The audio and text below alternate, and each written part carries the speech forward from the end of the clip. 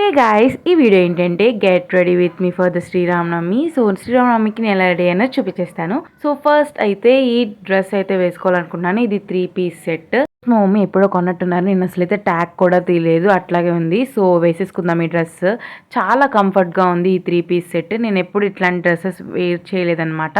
So నా first 3 piece set మొత్తం embroidery వచ్చింది. చున్నీకి కానీ, నెక్ కానీ, హ్యాండ్స్ కానీ, లెగ్స్ కింద కూడా ఇలాగ ఎంబ్రాయిడరీ వర్క్ అయితే ఇచ్చాడు. చాలా డీటెయిలింగ్గా ఉంది.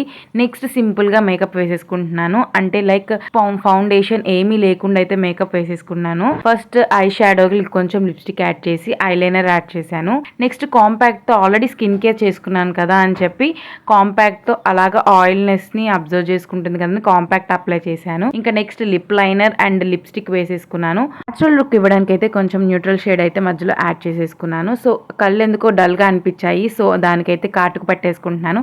పెట్టుకున్నప్పుడు ఇట్లాంటి దారుణాలు జరుగుతూనే ఉంటాయి. అలాంటివి మొత్తం స్ప్రెడ్ చేసేసుకున్నాను. అయ్యిందేదో అయ్యింది అనుకోని ఇంకానే పోయింది అనుకోండి. నెక్స్ట్ బొట్టు బిల్ల పెట్టేసుకున్నాను. నెక్స్ట్ యాక్సెసరీస్ లో ఈ జుమ్కాస్ వేస్ట్ చేశాను, నా డ్రెస్ కి మ్యాచ్ అవుతుందని చెప్పేసి. నెక్స్ట్ అయితే చైన్ అనమాట. చైన్ కూడా నేను రోజ్ గోల్డ్ చాలా సింపుల్ గా వేసుకున్నాను. నెక్స్ట్ బ్యాంగిల్స్ కూడా యాడ్ చేసేసుకున్నాను.